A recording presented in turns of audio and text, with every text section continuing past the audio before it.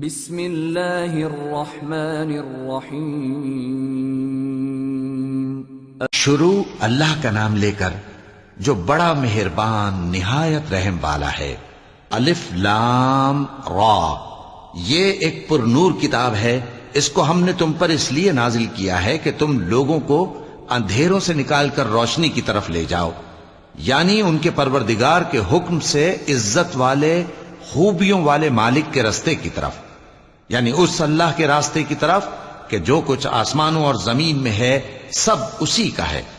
اور ان کافروں کے لیے عذاب شدید کی وجہ سے تباہی اور بربادی مقدر ہے، جو آخرت کے مقابلے میں دنیاوی زندگی کو پسند کرتے اور لوگوں کو اللہ کے راستے سے روکتے اور اس میں کجی چاہتے ہیں۔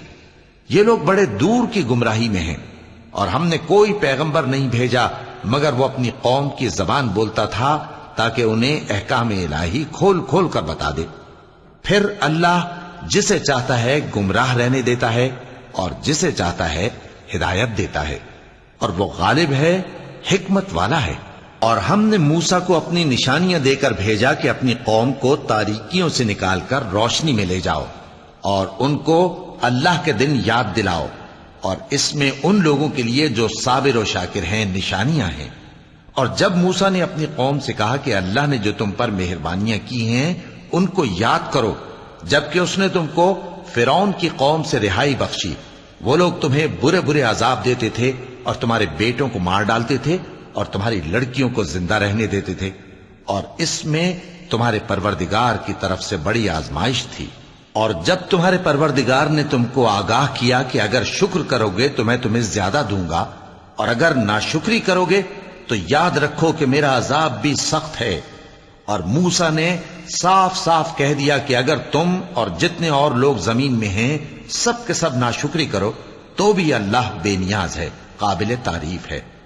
بھلا تم کو ان لوگوں کے حالات کی خبر نہیں پہنچی جو تم سے پہلے تھے، یعنی نوح اور عاد اور سمود کی قوم اور جو ان کے بعد تھے، جن کا علم اللہ کے سوا کسی کو نہیں۔ جب ان کے پاس ان کے پیغمبر نشانیاں لے کر آئے تو انہوں نے اپنے ہاتھ ان کے منہوں پر رکھ دیے کہ خاموش رہو، اور کہنے لگے کہ ہم تو تمہاری رسالت کو تسلیم نہیں کرتے، اور جس چیز کی طرف تم ہمیں بلاتے ہو ہم کو اس میں بھاری شک ہے۔ ان کے پیغمبروں نے کہا، کیا تم کو اللہ کے بارے میں شک ہے جو آسمانوں اور زمین کا پیدا کرنے والا ہے؟ وہ تمہیں اس لیے بلاتا ہے کہ تمہارے گناہ بخشے اور ایک مدت مقرر تک تم کو مہلت دے۔ وہ بولے کہ تم تو ہمارے ہی جیسے آدمی ہو، تمہارا یہ منشا ہے کہ جن چیزوں کو ہمارے بڑے پوجتے رہے ہیں ان کے پوجنے سے تم ہمیں روک دو، تو اچھا کوئی کھلی دلیل لاؤ، یعنی معجزہ دکھاؤ۔ پیغمبروں نے ان سے کہا کہ ہاں ہم تمہارے ہی جیسے آدمی ہیں، لیکن اللہ اپنے بندوں میں سے جس پر چاہتا ہے نبوت کا احسان کرتا ہے، اور ہمارے اختیار کی بات نہیں کہ ہم اللہ کے حکم کے بغیر تم کو تمہاری فرمائش کے مطابق معجزہ دکھائیں۔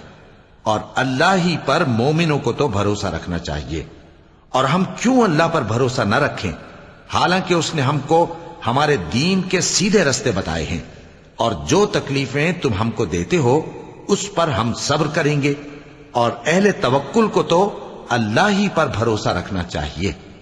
اور جو کافر تھے انہوں نے اپنے پیغمبروں سے کہا کہ یا تو ہم تم کو اپنے ملک سے باہر نکال دیں گے یا تم ہمارے مذہب میں واپس آ جاؤ۔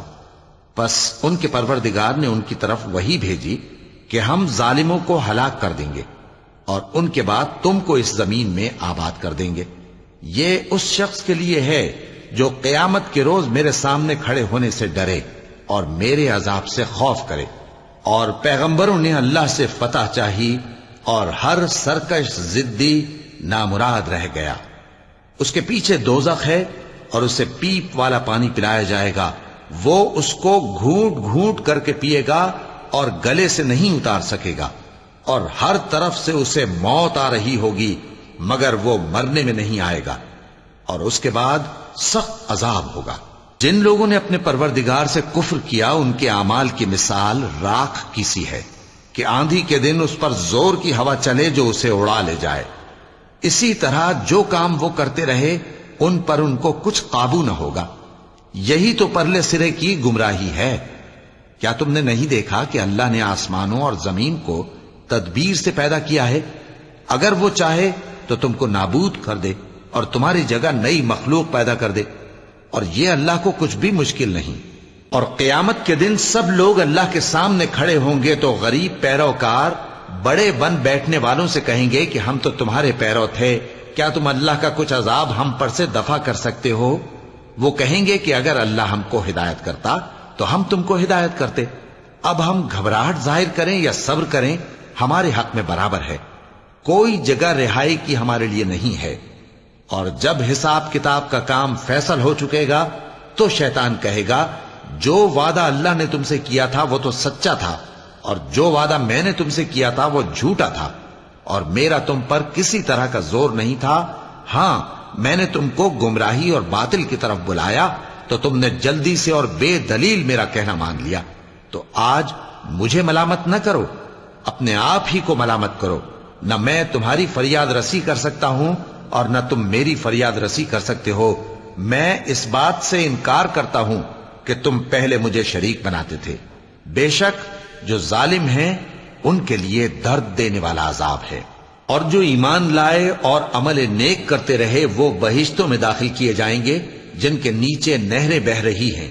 اپنے پروردگار کے حکم سے وہ ہمیشہ ان میں رہیں گے، وہاں وہ ہر ملاقات پر ایک دوسرے کو سلام کہیں گے۔ کیا تم نے نہیں دیکھا کہ اللہ نے کلمہ طیبہ کی کیسی مثال بیان فرمائی ہے؟ وہ ایسی ہے جیسے پاکیزہ درخت جس کی جڑ مضبوط ہو اور شاخیں آسمان میں پھیلی ہوں، وہ اپنے پروردگار کے حکم سے ہر موقع پر پھل لاتا ہو۔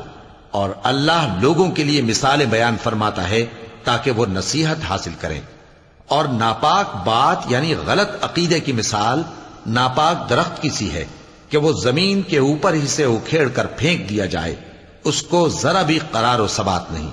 اللہ مومنوں کے دلوں کو صحیح اور پکی بات سے دنیا کی زندگی میں بھی مضبوط رکھتا ہے اور آخرت میں بھی رکھے گا۔ اور اللہ بے انصافوں کو گمراہ کر دیتا ہے، اور اللہ جو چاہتا ہے کرتا ہے۔ کیا تم نے ان لوگوں کو نہیں دیکھا جنہوں نے اللہ کے احسان کو ناشکری سے بدل دیا اور اپنی قوم کو تباہی کے گھر میں لا اتارا، یعنی دوزخ میں، کہ سب ناشکرے اس میں داخل ہوں گے اور وہ برا ٹھکانہ ہے۔ اور ان لوگوں نے اللہ کے شریک مقرر کیے کہ لوگوں کو اس کے رستے سے گمراہ کریں۔ کہہ دو کہ چند روز فائدے اٹھا لو، آخر کار تم کو دوزخ کی طرف لوٹ کر جانا ہے۔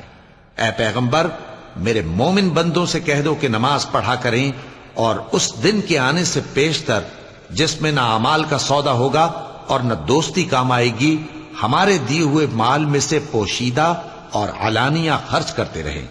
اللہ ہی تو ہے جس نے آسمانوں اور زمین کو پیدا کیا اور آسمان سے مے برسایا، پھر اس سے تمہارے کھانے کے لیے پھل پیدا کیے اور کشتیوں اور جہازوں کو تمہارے زیر فرمان کیا تاکہ وہ سمندر میں اس کے حکم سے چلیں، اور نہروں کو بھی تمہارے زیر فرمان کیا، اور سورج اور چاند کو تمہارے لیے کام میں لگا دیا کہ دونوں دن رات ایک ڈگر پر چل رہے ہیں، اور رات اور دن کو بھی تمہاری خاطر کام میں لگا دیا، اور جو کچھ تم نے مانگا سب میں سے تم کو عنایت کیا۔ اور اگر اللہ کے احسان گننے لگو تو شمار نہ کر سکو، مگر لوگ نعمتوں کا شکر نہیں کرتے۔ کچھ شک نہیں کہ انسان بڑا بے انصاف ہے، ناشکرا ہے۔ اور جب ابراہیم نے دعا کی کہ اے میرے پروردگار، اس شہر کو لوگوں کے لیے امن کی جگہ بنا دے، اور مجھے اور میری اولاد کو اس بات سے کہ بتوں کی پرستش کرنے لگیں بچائے رکھیو۔ اے پروردگار، انہوں نے بہت سے لوگوں کو گمراہ کیا ہے، سو جس شخص نے میرا کہا مانا وہ میرا ہے، اور جس نے میری نافرمانی کی تو تو بخشنے والا ہے، مہربان ہے۔ اے پروردگار، میں نے اپنی اولاد ایک وادی میں جہاں کھیتی نہیں، تیرے عزت و ادب والے گھر کے پاس لا بسائی ہے۔ اے پروردگار، تاکہ یہ نماز پڑھیں، سو تو لوگوں کے دلوں کو ایسا کر دے کہ ان کی طرف جھکے رہیں، اور ان کو میووں سے روزی دیتے رہنا تاکہ تیرا شکر کریں۔ اے پروردگار، جو بات ہم چھپاتے اور جو ظاہر کرتے ہیں تو سب جانتا ہے، اور اللہ سے کوئی چیز مخفی نہیں، نہ زمین میں نہ آسمان میں۔ اللہ کا شکر ہے جس نے مجھ کو بڑی عمر میں اسماعیل اور اسحاق بخشے، بے شک میرا پروردگار دعا سننے والا ہے۔ اے پروردگار، مجھ کو ایسی توفیق عنایت کر کہ نماز پڑھتا رہوں اور میری اولاد کو بھی یہ توفیق بخش۔ اے پروردگار میری دعا قبول فرما۔ اے پروردگار حساب کتاب کے دن میری اور میرے ماں باپ کی اور مومنوں کی مغفرت کیجو۔ اور مومنوں یہ نہ سمجھنا کہ یہ ظالم جو کام کر رہے ہیں اللہ ان سے بے خبر ہے، وہ ان کو اس دن تک مہلت دے رہا ہے جبکہ دہشت کے سبب آنکھیں پھٹی کی پھٹی رہ جائیں گی اور لوگ سر اٹھائے ہوئے میدان قیامت کی طرف دوڑ رہے ہوں گے، ان کی نگاہیں خود اپنی طرف لوٹ نہ سکیں گی اور ان کے دل مارے خوف کے ہوا ہو رہے ہوں گے۔ اور لوگوں کو اس دن سے آگاہ کر دو جب ان پر عذاب آ جائے گا، تب ظالم لوگ کہیں گے کہ اے ہمارے پروردگار ہمیں تھوڑی سی مہلت عطا کر تاکہ ہم تیری دعوت توحید قبول کریں اور تیرے پیغمبروں کے پیچھے چلیں۔ تو جواب ملے گا کیا تم پہلے قسمیں نہیں کھایا کرتے تھے کہ تم کو اس حال سے جس میں تم ہو زوال نہیں ہوگا؟ اور جو لوگ اپنے آپ پر ظلم کرتے تھے تم ان کے مکانوں میں رہتے تھے اور تم پر ظاہر ہو چکا تھا کہ ہم نے ان لوگوں کے ساتھ کس طرح کا معاملہ کیا تھا اور تمہارے سمجھانے کے لیے مثالیں بیان کر دی تھیں۔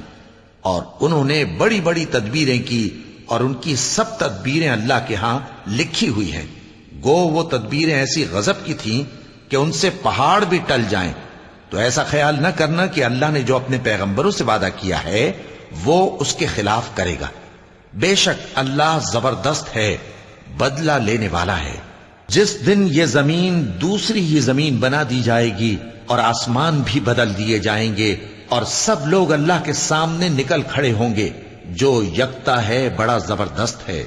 اور اس دن تم گناہگاروں کو دیکھو گے کہ زنجیروں میں جکڑے ہوئے ہیں، ان کے کرتے تارکول کے ہوں گے اور ان کے چہروں کو آگ لپٹ رہی ہوگی، یہ اس لیے کہ اللہ ہر شخص کو اس کے اعمال کا بدلہ دے۔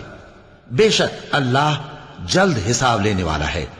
یہ قرآن لوگوں کے نام اللہ کا پیغام ہے تاکہ ان کو اس سے ڈرایا جائے اور تاکہ وہ جان لیں کہ وہی اکیلا معبود ہے اور تاکہ اہل عقل نصیحت حاصل کریں۔